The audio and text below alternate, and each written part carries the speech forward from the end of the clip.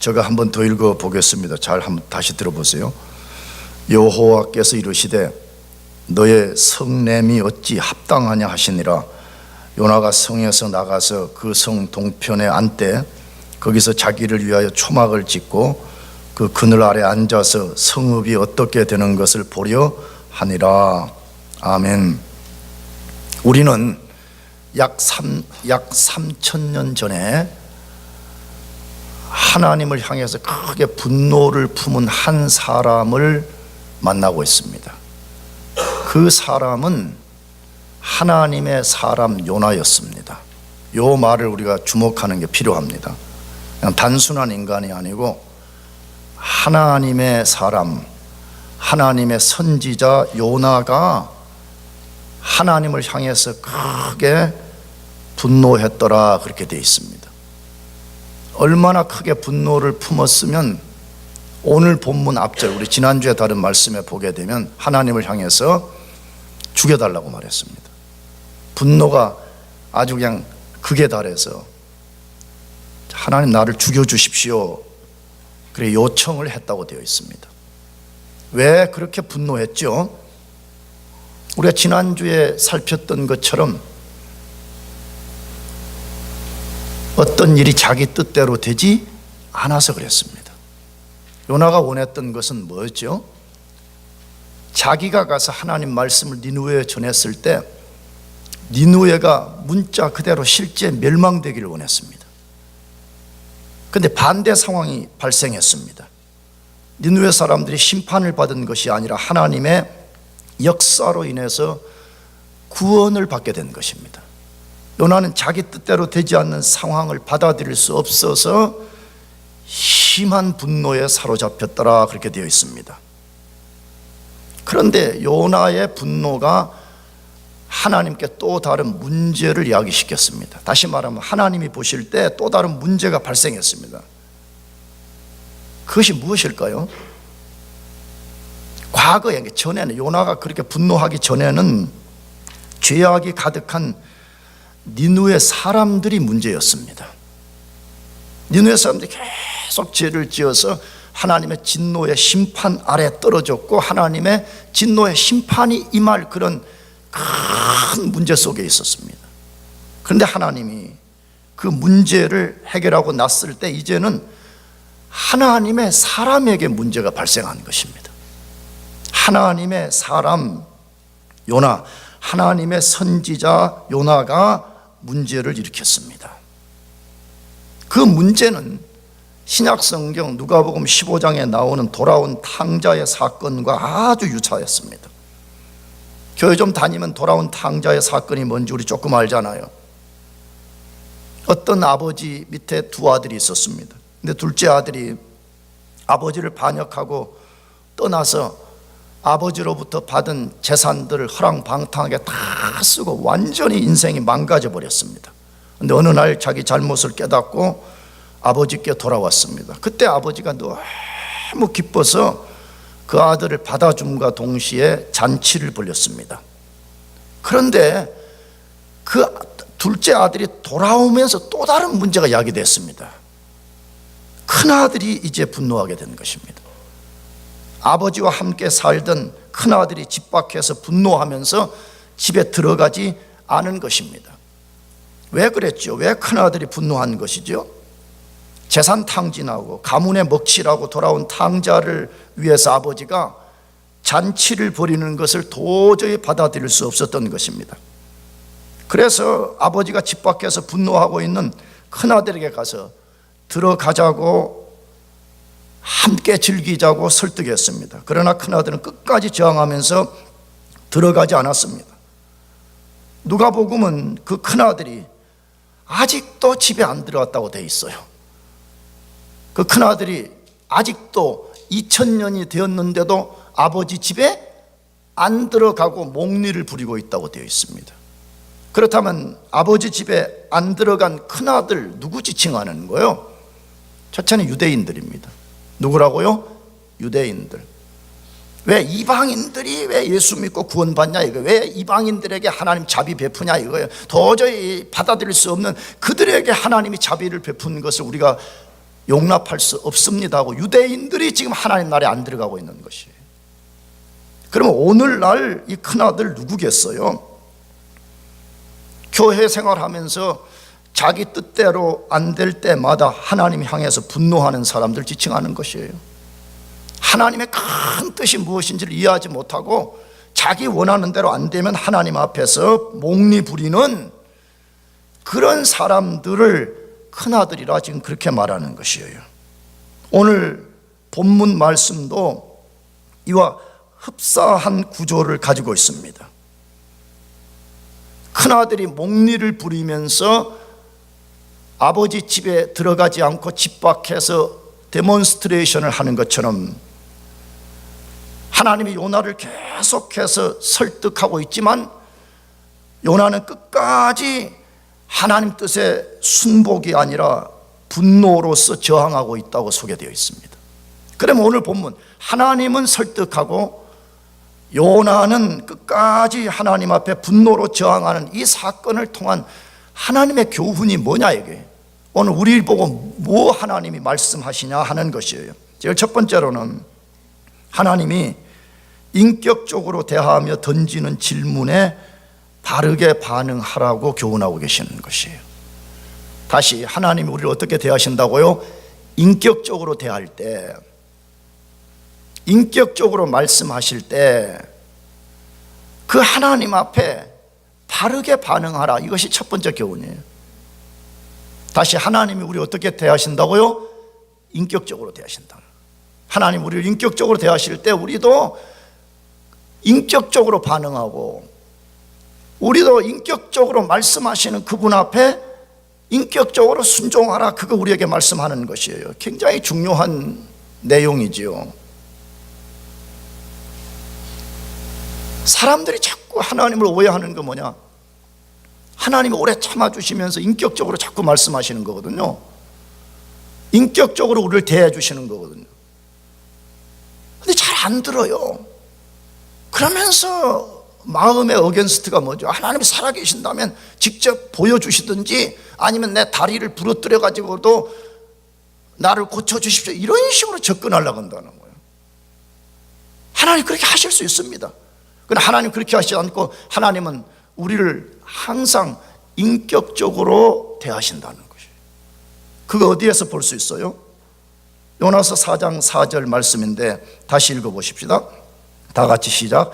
여호와께서 이르시되 너의 성냄이 어찌 합당하냐 하시니라. 여호와께서 이르시되 너의 성냄이 어찌 합당하시냐 하시니라 라고 되어 있습니다. 여러분 이 본문 보면 하나님이 얼마나 자비로우신 분인가를 볼 수가 있잖아요. 감히 일개 피조물인 인간이 말이에요, 영원하신 왕 하나님께 분노를 드러냈습니다. 여러분 그렇다면 하나님께서 그의 거룩과 공의를 통해서 요나를 여지없이 파멸에 떨어지게 할 수 있었습니다. 그러나 본문에 보면 하나님 그렇게 하시지 않고 인격적으로 대하며 부드럽게 질문을 던졌습니다. 무엇이라고? 너의 성냄이 어찌 합당하냐? 요나와 하나님이 얼마나 지금 다른가를 보여주냐. 요나는 여호와야 그랬다고 그러잖아요, 지난주에. 내가 하나님을 동네 아저씨보다 안 두려워한 거예요. 그러나 하나님은 그런 요나를 향해서 아주 부드럽게 너의 성냄이 어찌 합당하냐 이렇게 말씀하셨습니다. 왜 그러셨을까요? 왜 하나님이 진노와 공의와 심판으로서 다스리지 않고 요나에게 부드럽게 질문 던졌냐 이거예요. 요나야 너 성내는 것이 합당하냐? 왜 이렇게 물으셨냐 하는 것이에요. 왜 그러셨을까요? 잘 생각해 보라는 거예요. 뭐 하라고요? 생각해 보라는 거. 우리 보고 요나 보고 잘 생각해 보라는 거예요. 뭘 생각해 보라는 것이? 너가 그렇게 분노하는 것이 옳은 것인지 잘 생각해 보라는 것이에요. 너가 이 상황에서 어떻게 반응하는 것이 옳은 것인지 잘 생각해 보라는 것이에요. 요나 너가 네 생각처럼 좌우를 분별하지 못하는 니느웨 백성을 내가 멸망시켜버리는 것이 옳은 것인지, 아니면 그들을 회개시켜서 하나님께로 돌아오게 하는 것이 옳은 것인지를 잘 판단해 보라고 하나님이 그렇게 하시는 것이에요. 그럼 이것이 하나님이 우리를 다루시는 방법 중에 하나인 것입니다. 하나님이 지금도 우리를 그렇게 대하시는 것이에요. 나는 오늘도 아침에 일어나서 기도하는 것 중에 그 기도가 하나 나왔어요. 하나님, 이번 한 주간도 내 행위대로 처치하지 아니하시고 자비를 베풀어 주시는 것을 감사합니다. 그 기도했어요. 왜? 만일에 내 죄와 내 허물된 생각대로 하나님이 다 심판했다면 내가 어떻게 여기 존재할 수가 있겠어요? 그 거룩하신 하나님, 그 불꽃같이 타오르시는 공의로우신 하나님 앞에 내가 어떻게 설 수가 있었겠어요? 하나님이 우리를 다루시는 방법이 뭐냐?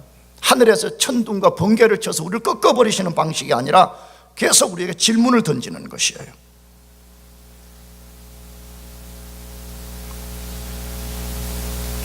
잘 생각해 보라는 것이에요. 어떻게 하는 것이 옳은 것이냐는 거예요. 여러분, 기독교는 절대로 반지성주의가 아닙니다. 다시 말하면 우리의 지식, 감정 혹은 우리의 어떤 마인드를 완전히 내려놓고 맹목적으로 하나님 믿게 하는 종교가 절대로 아닙니다. 우리는 불꽃처럼 타오르는 지성을 가져야 됩니다. 지성의 역할이 뭐죠? 잘 생각해 보는 것이죠. 어떤 것이 옳으냐는 것이, 어떻게 하는 것이 하나님의 바른 것이냐, 어떤 것을 하나님이 진짜 기뻐하실 거냐는 게, 어떤 길을 선택하는 것이 생명의 길인가를 잘 생각해 보라는 것이에요. 그래서 하나님이 분노하는 인간들을 향해서 계속 질문을 던지시는 거거든요. 그거 어디에서 알 수 있어요? 인류 최초의 인간인 아담 하와를 다루시는 방식도 똑같았잖아요. 아담 하와가 범죄하고 나무띠에 숨었을 때 하나님이 찾아오셔서 이렇게 물으셨습니다. 내가 어디에 있느냐고 물었습니다. 다시, 하나님이 몰라서 그렇게 물은 것이 절대로 아닙니다. 전지하신 하나님이, 하나님께 숨겨질 게 어디에 있어요? 하나님 다 아십니다. 하나님이 우리가 우리 자신을 아는 것보다 우리를 더 꿰뚫어보고 계십니다. 믿습니까? 사실이에요. 그럼 하나님이 아담에게 내 어디에 있느냐, 왜 그렇게 물으시는 것이에요? 너 자신 돌아보라는 거잖아요. 너 왜 그렇게 되었는지 잘 생각해 보고 뭐가 잘못된지 판단한 후에 회개하고 하나님께 나오라, 그것 때문에 그런 거잖아요. 그래서 하나님이 최초의 인간이 범죄했을 때도 찾아오셔서 첫 번째 하신 일이 내가 어디에 있느냐 이렇게 물으시는 것이에요. 아담 하와가 범죄한 후에 아들을 낳았는데 가인과 아벨이었습니다. 우리가 알지, 인류 최초의 살인자는 가인이었는데 가인이 동생 아벨을 돌로 쳐 죽였습니다. 그때 하나님이 또 찾아오셨습니다. 이렇게 물으셨습니다. 내 아우 아벨이 어디에 있느냐 이렇게 물으셨습니다. 다시, 하나님 몰라서 물은 게 아닙니다. 하나님이 다 보고 계셨습니다. 왜 그렇게 물으시는 것입니까? 아벨, 너가 한 행위가 지금 옳은지 잘 생각해 보고 그것이 잘못되었다면 회개하고 하나님께 돌아오라고. 역사를 훌쩍 좀 뛰어넘어서 사무엘서에 보게 되면 이스라엘의 초대 왕인 사울이 제사장만이 할 수 있는 범죄를 저질렀잖아요. 제사장만이 제사를 드릴 수 있었는데 사울이 겁없이 자기가 제사를 드리게 되었습니다. 그때 하나님이 사무엘을 통해서 찾아오셨습니다. 이렇게 물으셨습니다. 왕의 행한 일이 무엇이뇨? 이렇게 물었습니다. 왕의 행한 일이 뭐라고요? 무엇이냐? 이렇게 물었습니다. 왜 그렇게 물으시는 것이에요? 하나님 다 아시고 사무엘을 보낸 거잖아요. 왜 그렇게 물으시는 것이에요? 자신의 행위를 돌아보게 하시는 것이죠. 뭐가 옳으냐? 어떻게 하는 것이 바른 것이냐? 무엇을 선택하는 것이 생명의 길이냐? 너가 잘 생각해 보라 이거잖아요. 오늘도 똑같이 하십니다. 하나님은 지금도 우리를 교훈하고 잘못된 길에서 돌아오게 하는 방법이 질문을 던지시는 것입니다. 그러므로 우리가 성경을 읽을 때든지 지금 여러분처럼 설교를 들을 때든지 기도할 때든지 아니면 이런 것도 안 하는데 우리 마음속에 세미한 질문이 생기기 시작하잖아요. 하나님이 그걸 통해서 우리들에게 질문 던지시는 것이에요. 너 지금 그렇게 하는 것이 옳은 것인가? 잘 생각해 보라는 것이. 너가 선택한 그것이 정말 하나님을 기쁘시게 할 수 있는 것인지, 아니면 사망의 길을 선택하는 것인지 잘 생각해 보라는 것이.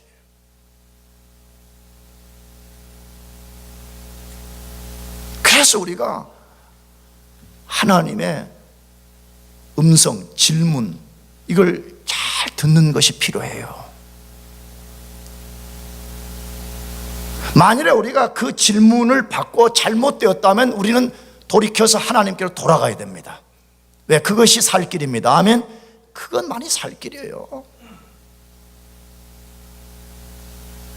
하나님은 우리에게 말씀해요. 하나님 항상 우리를 인격적으로 대해 주시기를 좋아하시고, 인격적으로 우리가 질문을 던지세요. 나도 여러분도 그 질문 앞에 바르게 반응하고 바른 것을 선택해 가시기를 축복합니다. 두 번째로, 하나님이 그렇게 하시는 두 번째 교훈은 무엇이에요? 하나님 말씀에 불순종과 고집부리며 자기 길을 걷는 거 중단하라는 것 때문에 그래요. 하나님 질문 던졌잖아요. 내가 깨달았어요. 아, 이게 잘못되었다는 걸 내가 알았어요. 그러면 더 이상 불순종하고 뭐 부리지 말라는 거요? 고집 피우지 말라는 거요. 근데 얼마나 많은 사람들이 겉모습은 굉장히 나이스합니다. 그러니까 이걸 우리가 영적으로 깨뜨리는 것이 교회의 본질이에요. 뭐냐? 굉장히 우리 사람들끼리 나이스하잖아요. 그렇지 않아요? 나보다 더 나이스한 것 같아. 진짜 나는 좀 거칠거든요. 학생과 교수 사이에, 학생들끼리, 동문들끼리, 사람들끼리 얼마나 나이스하게 해요. 나이스하게. 근데 하나님 앞에서는 불순종하고 잘못된 거 알면서도 고집 피우고 그 길을 갈 때가 얼마나 많은지 몰라요. 근데 하나님 우리 보고 지금 그거 도전하는 거거든요. 너가 가는 그 길이 옳은 길이 아니라면 더 이상 고집 피지 말고 바른 길 가라 이거잖아요. 그거 어디에서 다루어요? 요나서 4장 5절 우리 다 같이 한번 읽어봅시다. 거기 시작. 요나가 성에서 나가서 그 성 동편에 앉되 거기서 자기를 위하여 초막을 짓고 그 그늘 아래 앉아서 성읍이 어떻게 되는 것을 보려 하니라. 뭐 보여줘요? 4장 4절에 하나님이 아주 부드럽게 질문을 던졌잖아요. 그럼 요나가 어떻게 반응하는 것이 옳겠어요? 그건 내가 말하지 않아도 알 수 있잖아요. 아니, 교수가 이야기해도 우리가 어떻게 반응해야 될지 자명하잖아요. 근데 만왕의 왕이신 하나님이 부드럽게 말씀하신다면 요나가 어떻게 반응해야 될까 너무 자명하잖아요. 요나의 대답이 뭐예요? 아주 거칠게, 아주 그냥 분노하게, 아주 그냥 뾰루뚱하게, 아주 볼멘 태도, 그냥 아주 거칠게 행동으로서 대답했더라 그렇게 되어 있습니다. 어떻게 했다고요? 다시요? 요나가 성에서 뭐 해버렸어요? 나가버렸다고. 수틀리면 그냥 문 꽝 닫고 그냥 팍 나가버린 사람처럼 말이에요. 하나님 앞에 아주 거친 태도로서 대답을 대신했다고 되어 있습니다. 도저히 납득되지 않는 반응을 했습니다. 여러분, 뭐 보여주는 거예요? 요나의 모습은 죄로 인해서 왜곡된 우리 모습 보여주는 거예요. 이건 내가 만든 거 아니지만, 그래서 요나는 이름이 몰라요. 물론 요나는 뭐 원래 말은 조금 다르지만 요 누구라고요? 나인 거예요 사실은. 자, 또 한번 해봅시다. 잠 깨게 위해서. 다 손 들어. 나. 요나야. 요나. 요나의 반응, 죄에 사로잡힌 인간의 모습을 지금 전형적으로 보여주는 것이에요. 그러니까 이거는 수천 년이 흘러도 안 변한다는 거예요. 인간 그 자체로는 안 변한다는 거예요. 어디서 알 수 있어요? 최초의 인간 아담 이야기 다시 돌아가 봅시다. 아담이 나무 뒤에 숨었습니다. 하나님이 찾아오시면 내가 어디에 있느냐라고 물었습니다. 그러면 그때 하나님의 의도를 탁 알아차리고, 하나님 제가 죄 지어서 죄 때문에 숨었습니다, 이렇게 말해야 되잖아요. 아담이 뭐라고 대답했죠? 내가 벗었으므로 두려워하여 동산 나무띠에 숨었나이다. 내가 뭐 때문에 두려웠다고요? 벗은 것 때문에. 거짓말하고 있는 거잖아요. 지금 아담이 두려워하는 것은 벗은 것 때문에 두려움이 아니라 죄 때문에 두려움이 생긴 것입니다. 거짓말하고 있는 것이에요. 하나님이 다시 물었습니다. 왜 선악을 알게 하는 나무의 열매를 따먹었냐라고 물었습니다. 그때에 아담이 뭐라고 대답했죠? 하나님이 주신 여자 그가 따먹게 했습니다. 뭐 말하죠? 모든 책임을 하나님과 여자에게 돌렸습니다. 변명하고 있는 것입니다. 뭘 보여줘요? 죄에 사로잡힌 인간의 특성은 거짓말과 변명으로 일관하는 삶을 산다, 이거 보여주잖아요. 두 번째, 아까 우리 가인 다뤘잖아요. 가인 다시 가서 봅시다. 하나님이 가인에게 내 아우가 어디 있느냐 하는 질문 던졌습니다. 그렇다면 바른 대답은 뭐지요? 하나님, 제가 악해서 제가 쳐주겠습니다, 용서해 주십시오, 이렇게 나와야 되잖아요. 뭐라고 답변했지요? 내가 알지 못하나이다. 내가 아우를 지키는 자니까, 이렇게 말한 거죠. 자기가 쳐죽여서 그 싸늘한 시신이 어디에 있는 것을 알고 있음에도 불구하고 하나님이 내 아우 어디냐고 말할 때 나는 모릅니다, 내가 아우를 지키는 자니까라고 대답했습니다. 뭐 하고 있죠? 거짓말, 항변, 변명, 회개하기를 거부하는 반응을 드러냈더라, 그렇게 되어 있습니다.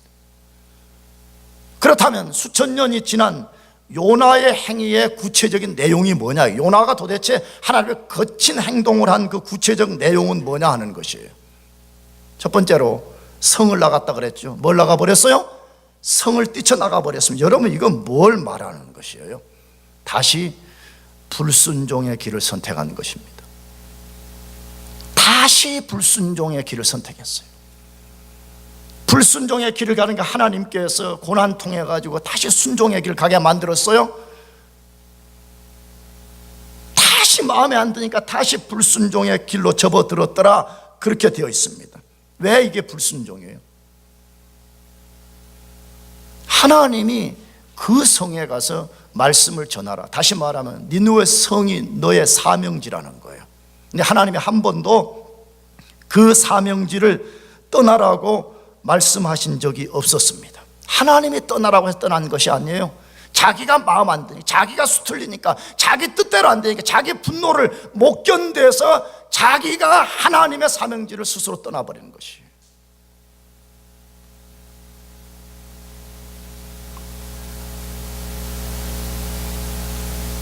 우리 모두는 다 크고 작은 사명을 받은 사람들입니다. 믿습니까? 사명이 없는 사람은 그리스도인이 아니에요. 왜? 우리 모두는 이중 콜링을 받은 사람들이기 때문에. 죄로부터 부름을 받았을 뿐만 아니라 죄로부터 하나님 우리를 부르실 때는 사명 감당하라고 우리에게 주시는 것이에요. 그러면 우리의 사명지가 있다 이거예요.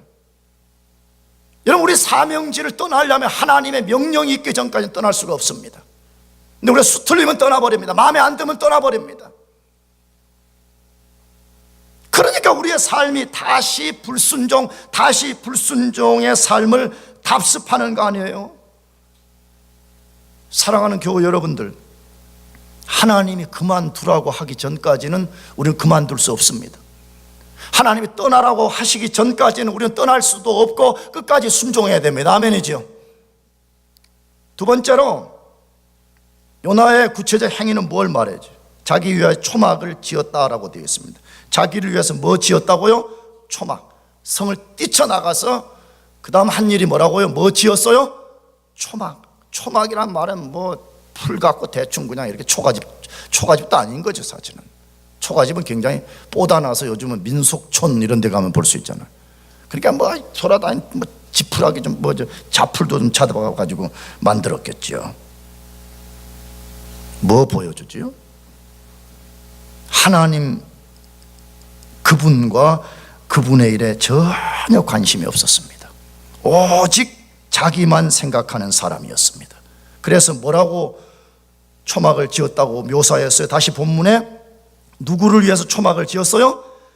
자기를 위하여 초막을 짓고 그 그늘 아래 앉았더라, 그렇게 되어 있습니다. 자기를 위해서 초막을 지었어요.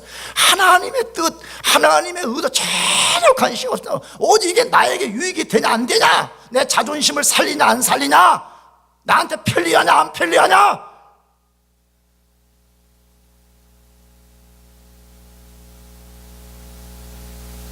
초막 지어놓고 그 속에 들어가 있었더라, 그렇게 되어 있습니다. 여러분, 요나가 지은 초막 뭘 보여주는 것이에요? 요나의 옛자와 고집을 상징하는 것입니다. 요나의 무슨 자라고요? 옛자를 하나님이 지금 초막을 통해서, 이게 바로 요나의 옛자의 모습이라는 것이에요. 수틀리면 불순종, 마음에 안 들면 불순종, 마음에 안 들면 사명지를 쉽게 떠나버리는 옛자의 모습, 철저하게 죄에 지배받는 고집된 삶을 사는 것이라고 보여주는 것입니다.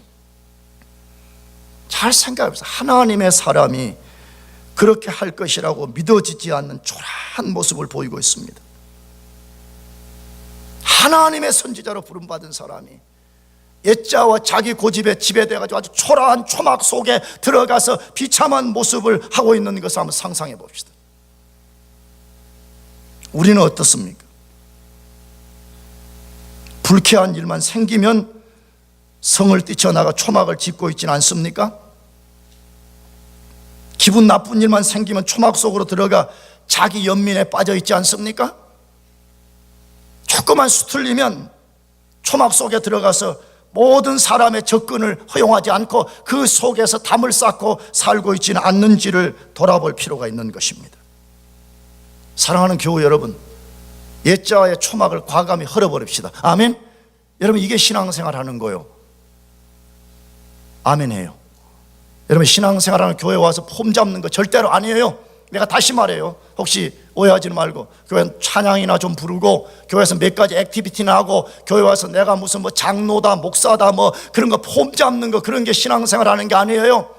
우리의 초라한 옛자, 끊임없이 고집대로 살려고 하는 초막을 과감하게 부숴버리는 것이, 새벽기도 나와서 지으려고 폼 잡는 초막을 확 깨뜨려버리고, 철야하면서 초라한 인생에 거짓된 초막을 지으려고 하는 기둥이 있으면 확 잘라내버리고, 만약 그 자체를 허용하지 않고 사는 거, 여러분, 그게 신앙생활하는 거예요.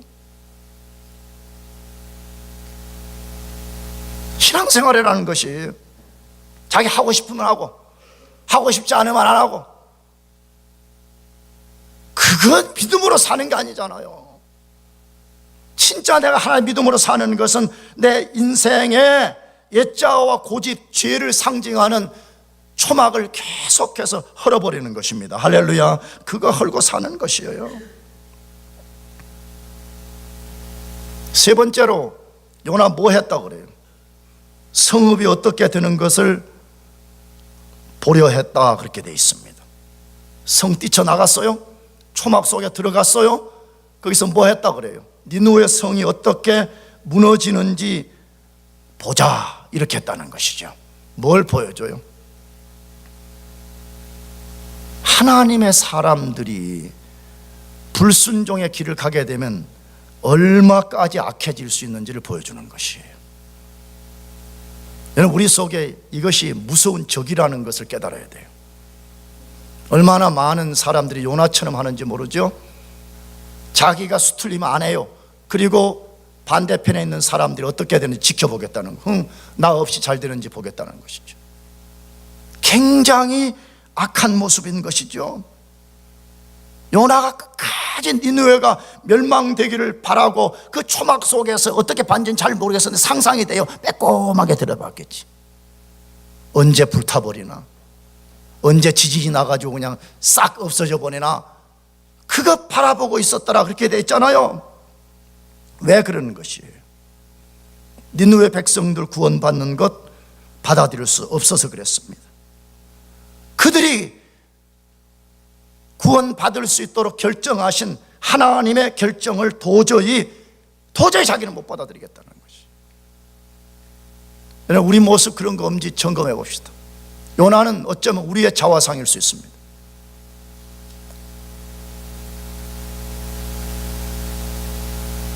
이걸 좀 바꿔봅시다. 나 말고 다른 사람이 은혜 받는 걸 기뻐하고요, 다른 사람이 예수 안에 잘 되는 것을 나도 함께 사모하고요, 그럴 때 박수를 쳐주고요. 그걸 못 견뎌서 옛자의 초막에 숨어서 시기와 질투와 온갖 이상한 소리를 하고 사는 것, 만일에 우리가 그렇게 산다면 우리는요 요나의 초막 속에 갇힌 인생인 것이에요. 사랑하는 교우 여러분들, 하나님이 우리에게 분명하게 질문 던지십니다. 우리가 분명히 알아요. 뭐가 옳고 뭐가 옳지 않다는 걸 분명히 알게 돼요. 옳은 것 선택하고 잘못된 거 있으면 끊어버리고 계속해서 순종의 길을 가기를 축복합니다. 마지막 세 번째로 뭐 교훈하고 있어요? 하나님의 은혜의 복을 다른 사람에게 전하고 자기 자신은 그것을 잃어버리는 사람 되지 말라고 교훈하고 있습니다. 하나님의 그 고귀한 은혜와 복을 내가 타인에게 전해줘요. 그리고 정작 자기 자신은 그것을 빼앗겨버려요. 자기 자신은 그것을 누리지 못하는 그런 사람 되지 말라고 우리에게 교훈하고 있어요. 그 말씀을 오늘 본문 전체에서 소개하는 거잖아요. 다시 4절 5절 다시 제가 읽어볼게요. 여호와께서 이르시되 너의 성냄이 어찌 합당하냐 하시니라. 요나가 성에 나가서 그 성 동편에 앉되 거기서 자기를 위하여 초막을 짓고 그 그늘 아래 앉아서 성읍이 어떻게 되는 것을 보려 하니라. 지난주에도 말씀드렸어요. 인류 역사에 요나만큼 하나님의 위대한 역사를 경험한 사람은 흔치가 않습니다. 물론 사람 숫자적으로 사람들이 주께로 돌아오게 한 사람들은 요나보다 훨씬 큰 일을 이룬 사람이 많이 있잖아요. D.L. 무디랄지 조지 휘필드랄지 이런 사람도 있지만 한 사람이 메시지를 전해서 한 민족 전체, 한 도성의 백성 전체가 하나님께 돌아온 역사는 없습니다. 요나 사건 외에는 없습니다. 그렇다면 어떻게 그런 일이 벌어질 수가 있었어요? 첫째는 하나님 때문입니다. 누구 때문이라고요? 하나님이 그 일을 하셨기 때문에 그 일이 일어난 것입니다. 그러나 요나도 하나님의 말씀을 전했기 때문에 하나님이 그걸 사용하셔서 한 민족을 회심시키는 역사를 일으킨 것입니다. 요나는 보통 사람이 경험할 수 없는 일을 분명히 경험한 것입니다. 하나님의 은혜와 하나님의 강력한 역사가 바벨론 도성 안에 꽉 차 있었습니다. 심지어 가축들까지도 하나님께 돌아왔다 그랬잖아요. 그러니까 바벨론 도성이 전무후무한 하나님의 영광 속에 확 잠겨 있었던 것입니다. 근데 그 일을 일으키는데 도구가 되었던 요나는 뭐 하고 있다 그래요? 요나는 어떤 상태에 떨어져 있다 그렇게 돼 있죠? 그 영광을 맛도 보지 못하고 그 은혜와 복을 누리기는커녕 그 은혜와 복을 다 빼앗긴 사람처럼 초막에 갇혀 있다 그렇게 되어 있습니다. 너무 불쌍하지 않아요?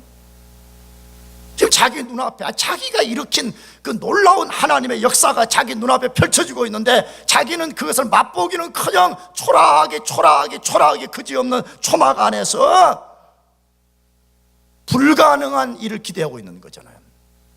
하나님이 니느웨 백성을 살렸다고 말씀하는데 아니라고, 나는 그들이 다 멸망되기를 원합니다 하는 불가능을 기대하면서 초라한 신세로 전락이 되었더라 그렇게 되어 있습니다. 이걸 반대로 한번 상상해 봅시다. 만일에 요나가 성 안에서 니느웨 백성들과 함께 기뻐했다면 어떻게 됐을까요?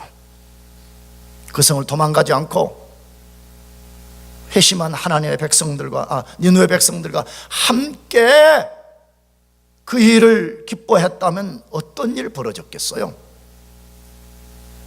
첫째는 하나님이 더 크게 영광 받았을 것입니다.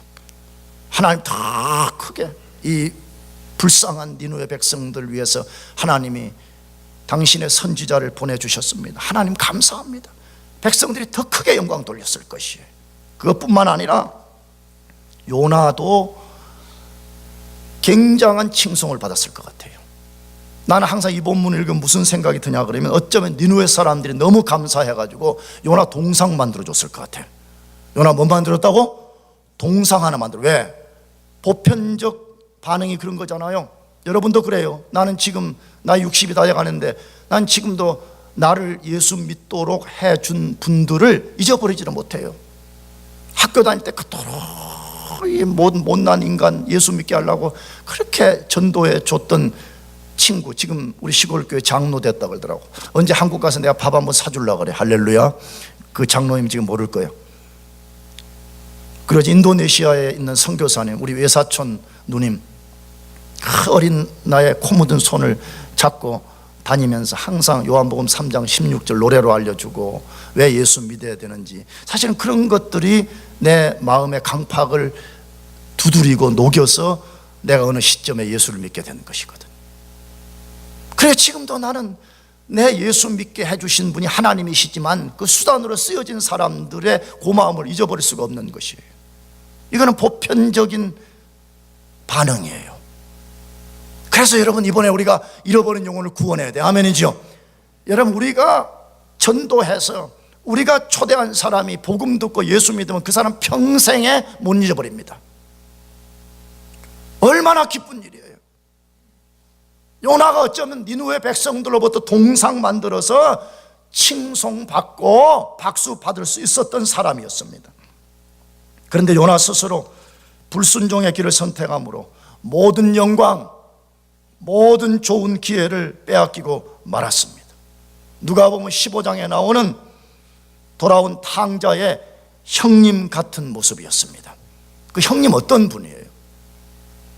아버지를 잘못 이해하고 동생에 대한 배려가 없게 될 때에 동생이 돌아와서 아버지가 잔치를 벌일 때 그걸 견디지 못했습니다. 한 반대로 생각해서 만일에 잔치집에 들어갔더라면 얼마나 좋았겠습니까? 동생도 얻게 되었을 것이고요. 아버지는 말할 것도 없고 동네 사람들이 뭐라고 했겠어요? 야, 참 이 형님 너무너무 좋은 사람이구나. 허랑방탕하고 가문의 먹칠을 한 동생을 저렇게 받아주다니 참 대단한 사람이다. 이렇게 칭송을 받지 않았겠습니까? 그러나 고집을 피우고 목리를 부리고 집 밖에서 끝까지 아버지의 설득을 저항하게 될 때 그가 가져야 되는 영광은 뭐예요? 안에서는 풍류 소리가 들려옵니다. 요즘 같은 밴드를 동원해가지고 노래를 부르는데 자기는 저 담장 밖에서 성질 나가지고 그 밴드 소리 그거 밖에서 듣고 있는, 여러분 성질 날 때 들으면 음악도 별로 안 좋잖아요. 더 성질을 자극하잖아요. 아마 혈압 250이었을 거예요. 그가 얻은 두 번째 영광은 뭐예요? 안에서는 살찐 송아지를 잡았더라. 무슨 송아지요? 난 사진에 이 고기를 안 먹어봐서 잘 모르겠어요. 살찐 송아지한테 그렇게 좋대. 근데 그걸 지금 구우면서 냄새가 말이야 이제 담 밖으로 확 나서 지금 일하다가 돌아와서 얼마나 냄새가 그 자극을 했겠어요. 집에 못 들어갑니다. 살찐 송아지를 먹을 수가 없었습니다. 여러분, 혹시 우리는 어떤지 돌아봅시다. 우리는 하나님의 고귀한 이름을 다른 사람에게 전하고 하나님의 은혜를 다른 사람들에게 말하면서 정작 자기 자신은 그 복을 전혀 누리지 못하고 그 은혜를 다 빼앗겨버린 사람처럼 살고 있지 않아요? 여러분, 이런 일에 가장 위험한 사람이 목사입니다. 저처럼 때만 되면 하나님 말씀을 전하고 복을 말하고 은혜를 말하는데 정작 자기 자신은 그것을 누리지 못하는 거예요. 여러분, 이런 목사가 제일 불행한 목사입니다. 아무리 큰 교회를 목회한다고 할지라도 자기는 복음을 전해줬으면서 그 복음이 가져서 은혜를 누리지 못하는 목사는 가장 불행한 목사입니다. 목자들은 어떻습니까? 우리 교회 목자들은 어떻습니까? 매주마다 힘들게 목원들 돌아봐주고 힘들게 희생해서 밥 해주고 힘들게 복음을 전하는데 정작 자기 자신은 그 은혜가 뭔지를 모르고 영혼이 시들어 있고, 그러면 가장 비참한 목사가 되는 것이에요.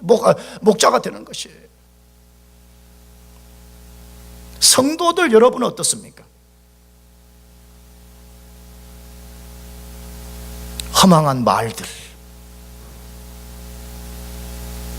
시기, 질투, 초막에 갇혀가지고 이론만 많지 영혼은 말라 비틀어진 돌멩이처럼 말이에요. 여러분, 그런 성도가 제일 불행한 것이에요. 하나님의 복을 다른 사람에게 전해주고 자기 자신은 그 복이 무엇인지를 모르고 사는 인생만큼 불행한 사람이 어디 있겠어요? 하나님이 인격적으로 말씀하실 때 요나처럼 반응하면 우리 인생 그렇게 된다는 것이에요. 여러분, 다른 거 다 잊어버려도 하나님이 우리에게 말씀하실 때, 그게 설교를 들을 때든 성경을 읽을 때든 아니면 내가 혼자 고요하게 있을 때 하나님이 나에게 말을 걸어 오시든지, 하나님이 인격적으로 말씀하실 때 우리도 그게 인격적으로 바르게 반응합시다. 아멘. 요나처럼 성질내고 사명지를 떠나버리고 초막에 갇혀 살면 영광스러운 하나님의 복음이 우리와 아무 관계없는 것이 되고 마는 것입니다. 대학부, 청년부, 장년부 여러분 모두가 하나님께 인격적으로 반응함을 통해서 하나님이 주시는 그 은혜, 생명 속에 살기를 축복합니다. 기도하겠습니다. 우리 같이